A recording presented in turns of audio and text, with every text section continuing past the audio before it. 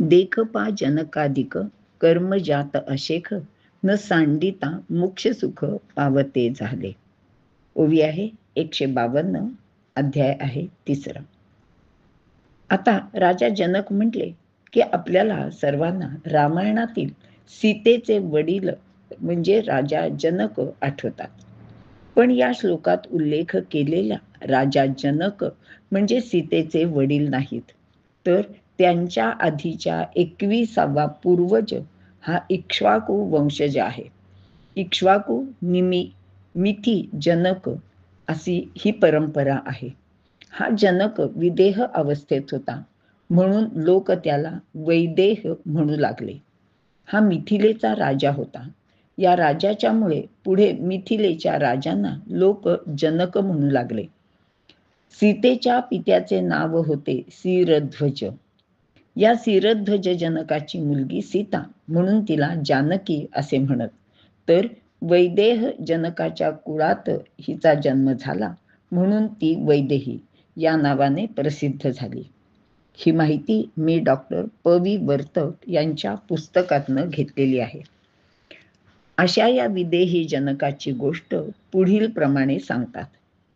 राजा जनक यांना सर्व प्रकारचे ज्ञान प्राप्त झाले होते.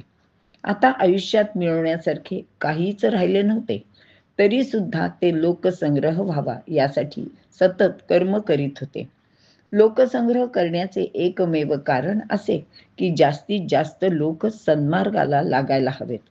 भगवंत सुद्धा सांगतात की अरे, मला या जगात मिळवायचे असे काहीच नाही, तरी सुद्धा मी सतत काहीतरी कर्म करतो आणि तुला सुद्धा हे माहिती आहे. आणि ह्यापूर्वी सुद्धा तू हे सगळं पाहिलं आहेस की सांदीपनी गुरूंचा मेलेला मुलगा मी आणून दिला.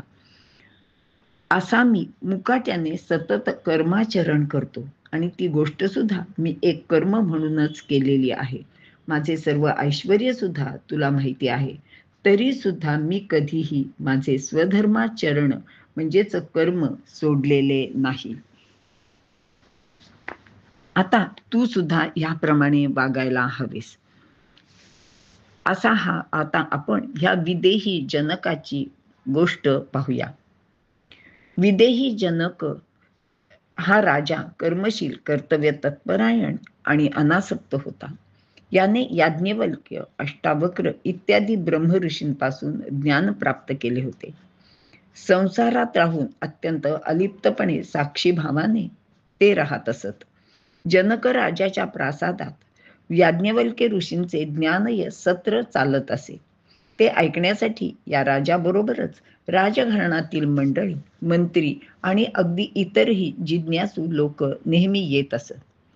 राजा जनकाची ज्ञान लालसा आणि ज्ञान ग्रहण करण्याची जिज्ञासा आणि पात्रता याज्ञवल्क्य ऋषींना माहीत होती. त्यामुळे ते राजा जनकच खरा श्रोता आहे असे समजून त्याच्याकडे पाहून प्रवचन करीत असे. तेव्हा तिथे येणारे लोक त्याबद्दल नाराज झाले. त्यांना वाटले की हा राजा आहे म्हणून याला हे ऋषी महत्त्व देतात आणि आमच्यासारख्या श्रोत्यांकडे अगदी दुर्लक्ष करतात.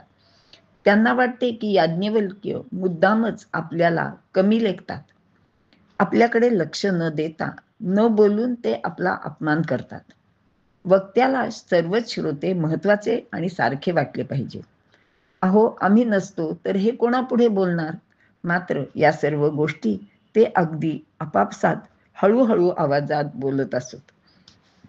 पण याज्ञवल्क्य तर त्रिकालदर्शी होते. त्यांना श्रोत्यांच्या मनातील भाव कळला. आणि एके दिवशी काय झाले, अचानक कोणाला काही कळायच्या आत त्या राजमहालाला आग लागली. काही क्षणात चोहोबाजूनी आगीने राजमहाल व्यापून टाकला. जिकडे तिकडे आगीच्या ज्वाळा दिसू लागल्या. लोकांच्या लक्षात येताच लोक आपला जीव वाचवण्यासाठी अगदी सैरावैरा पळू लागले. ते मिळेल त्या वाटेने पळत होते. बघता बघता संपूर्ण राजप्रासादच म्हणजेच प्रवचनाचा तो मंडप अगदी ओस पडला. एकट्या राजा जनकाशिवाय तेथे कोणी श्रोता उरला नाही. मग थोड्या वेळाने तेथील आग विझली. महाल पूर्ववत दिसू लागला. तेव्हा याज्ञवल्क्य ऋषींनी राजाला विचारले की महाराज, थोड्या वेळापूर्वी या महालाला आग लागली होती. लोक ती आग पाहून पळून गेले. तुमच्या काही लक्षात आले का? राजा म्हणाला, हो, मला कळले होते. पण महर्षी, हा प्रासाद किंबहुना ही सगळी नगरी अगदी मला सुद्धा या आगीने वेढले असते तरी माझ्या आत्मस्वरूपाला कुठेच धक्का लागणार नव्हता. ते तर चिरंतन आहे. या शरीराला तसे तर काही महत्व नाही. ते नाशिवंत आहे. ते कधीतरी जाणारच आहे. हे उत्तर ऐकून याज्ञवल्क्य ऋषींना आनंद झाला. ते म्हणाले, राजा, तू खरा विदेही आहेस. या जनक राजाला विदेही म्हणून लोक तेव्हापासून ओळखू लागले. आणि नंतर काय झाले? यानंतरच्या त्याच्या वंशातील राजांना लोक जनक या नावाने ओळखू लागले. आणि जनक म्हणजेच विदेही असे एक समीकरण जनमानसात निर्माण झाले. मात्र हे सगळेच जनक राजे विदेही नव्हते, हे आपण लक्षात घेतले पाहिजे.